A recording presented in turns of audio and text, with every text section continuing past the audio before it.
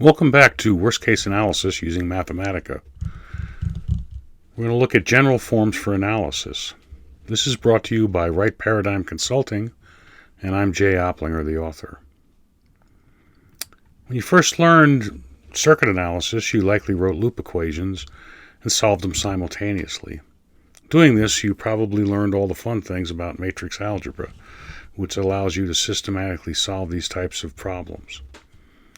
Don't worry, we're not going to have you solving matrix algebra problems. What we need to do is learn how to set them up, and we will allow Mathematica to do the heavy lifting of putting them together to create the matrix and then solving those equations. Now, after you have written individual loop equations, you normally write them out in a matrix format, as shown here, where you have a column matrix, a square matrix, and then the independent variable column matrix. If you write them this way, it allows you to double check your own work. And we all make mistakes. So the more ways we can find to check our work to make sure we can avoid certain mistakes is very helpful.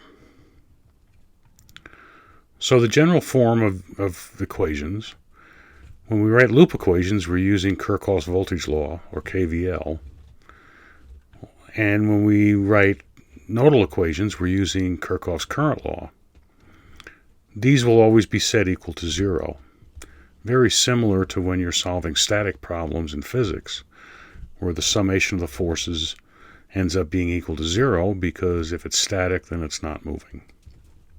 So we're going to use that fact to help us be able to create this matrix form ourselves. Now we're going to look at a function that I wrote to do the heavy lifting, only to show you what the inputs are and get some feel for how it manipulates everything. We're not going to ask you to be able to write functional programs in Mathematica. But we'll give you an explanation of that. So a function just strings together a bunch of mathematical operations, and it normally uses the construct module, which starts off with a list of local variables and then a sequence of mathematical operations. That sequence, in essence, is strung together by placing semicolons at the end of the statement. So this function was written assuming that all the input equations are numbered from 1 to n in the form of EQ1, EQ2, up to EQN, and they're all global variables. In a later example, we'll go through the process of creating these equations. But right now we're going to assume that we have those equations and see how the function operates. Now, it's a good habit whenever writing functions or programs to put comments throughout the program. That clues the user into what's being done and what your thoughts were when you did it. Now, the way you add comments in Mathematica is you use a left parenthesis and a star to open the comment, and a star and a right parenthesis to close the comment. So let's look through these functions.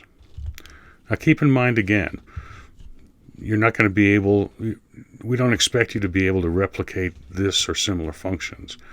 It's just so that you can see the use of the function and why it's used that way. So I called the function create matrix form, and you put in a list of variables, which I call vars. Then here's module and all the local variables.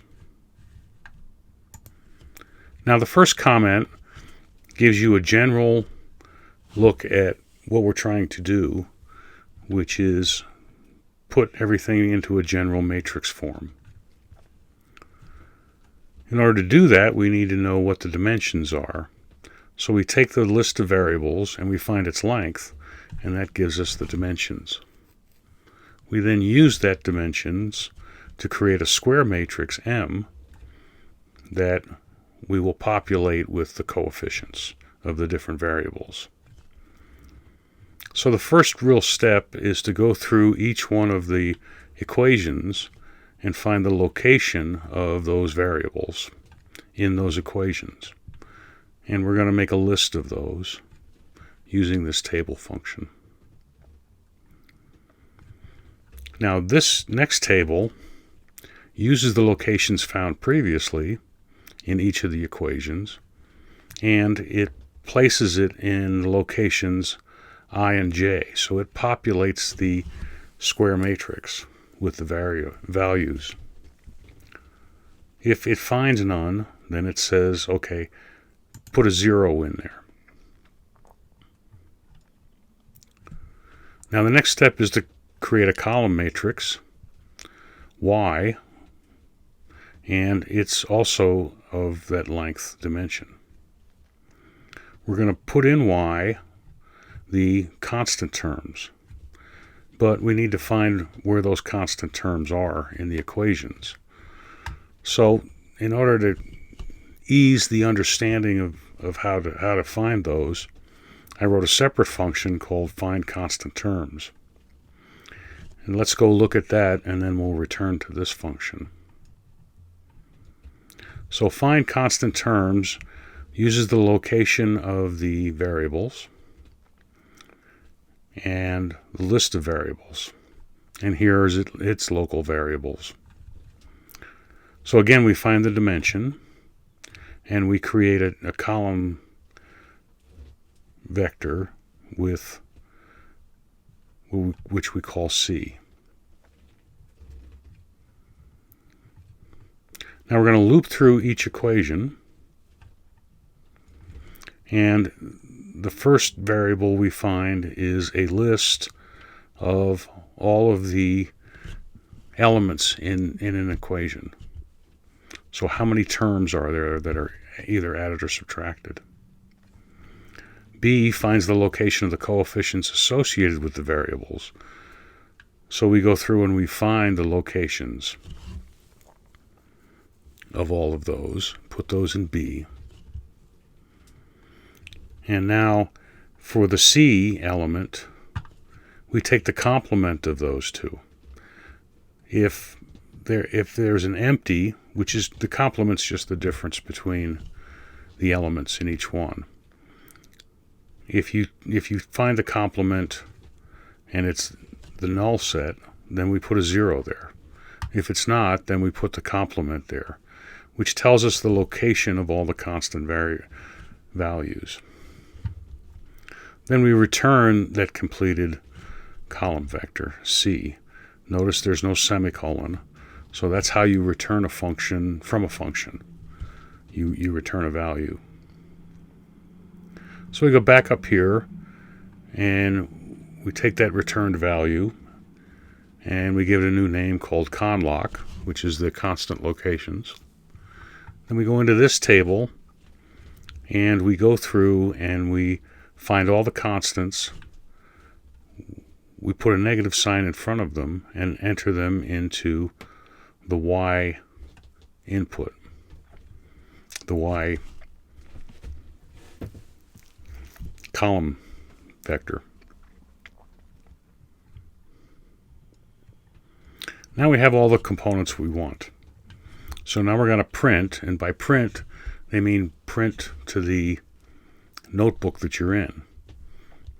So we're going to print out the matrix form of the column matrix equals the square matrix, comma, space, the matrix form of the vars. And that'll give us a look at what the matrix equation actually looks like. And then we will return both the y and the m matrix, because we already know the vars matrix, we put that in. Notice there's no semicolon, so it passes this, in essence, list of two different matrices back out of the function. Now we want to give you an example of this. So first, let's go back, highlight the right side, and hit Shift-Enter, and that loads the function into Mathematica. Then we will highlight it and Shift and load this one into Mathematica as well. Now here's a simple use example. We say equation 1 is minus VA plus I1 times R1 plus, that should be R2. And equation 2 is minus VB minus I1 times R2 plus I2 times the quantity R2 plus R3. If we hit Shift Enter here, we load those into Mathematica. Notice I've strung these two equations together with a semicolon so that it doesn't output it. Now, if we use our function now, we get the output, and we notice that here we have the column matrix, the square matrix, and the independent variables. We can look at the matrix form of M because we've passed the M matrix out as a variable small m. So we can look at that by itself as well. And notice there's the same square matrix.